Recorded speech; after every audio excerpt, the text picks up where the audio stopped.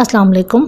आज हम बनाएंगे दाल चावल। उसके लिए जो चीज़ें हमें चाहिए वो आप नोट डाउन कर लीजिए। यहाँ मैंने 3 किस्म की दाल ली है, उसकी क्वांटिटी भी मैं साथ बता देती हूँ।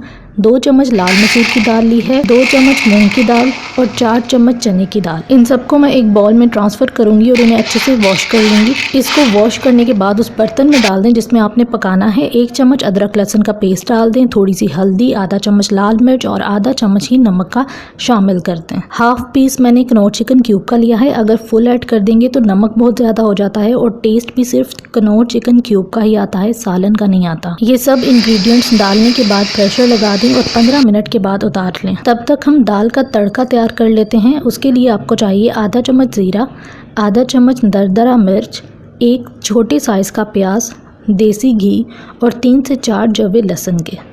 एक पैन में देसी घी लेकर इसमें पहले लहसुन को फ्राई कर लें, उसके बाद प्याज और बाकी मसाले डाल दें। यहाँ मैंने सब कुछ एक साथ ही डालकर तड़का बनाया था। लहसुन को ब्राउन होने में थोड़ा टाइम लग गया था तो प्याज जल्दी फ्राई हो गए थे, इसलिए आपने लहसुन को पहले फ्राई करना है। ये जी 15 मिनट हो गए हैं और प्रेशर को हमने खोल लिया था। अब इस दाल को थोड़ा सा घोट लें ताकि ये अच्छे से मिक्स हो जाए।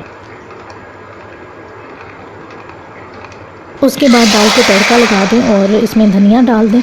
ये जी मज़ेदार सी दाल तैयार है।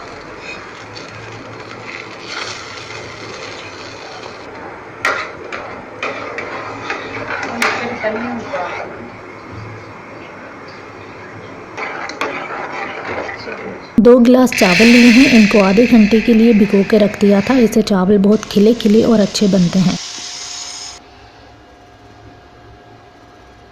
चावल के तड़के के लिए हमें चाहिए ज़ीरा और कड़ी पत्ता, क्योंकि दाल के साथ ज़ीरा चावल ही अच्छे लगते हैं। अब एक देगची में 1 चम्मच घी डाल दें, क्योंकि चावल घी में ज़्यादा अच्छे बनते हैं, और इसमें ज़ीरा और कड़ी पत्ता डालकर फ्राई कर दें। 2 गिलास हमने चावल लिए थे और 3 गिलास उसमें पानी डाल दें। 2 चम्मच नमक के शामिल करके इसे ढक के रख दें उबाल आने तक। पानी बॉईल होने के बाद इसमें चावल डाल दें और इसे मिक्स करके अच्छे से ढक के रख दें।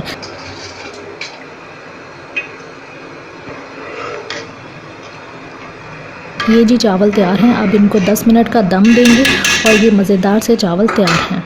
अब इसके साथ थोड़ा सा प्याज, धनिया, पुदीना और टमाटर की चटनी और अचार के साथ खाएं। और इस दाल चावल की फ़ाइनल लुक मैं रिकॉर्ड नहीं कर सकी, वरना मैं आपसे ज़रूर शेयर करती। तो उम्मीद है आज की वीडियो आपको अच्छी लगी होगी। तो अगर आपको मेरी वीडियो अच्छी लगे तो उसे लाइक करें, मेरे चैनल को सब्सक्राइब करें और बेल आइकॉन को भी प्रेस करें ताकि मेरे आने वाली तमाम वीडियोज़ के नोटिफिकेशन आपको मिलते रहें। Thanks for watching my videos. अल्लाह हाफ़िज़।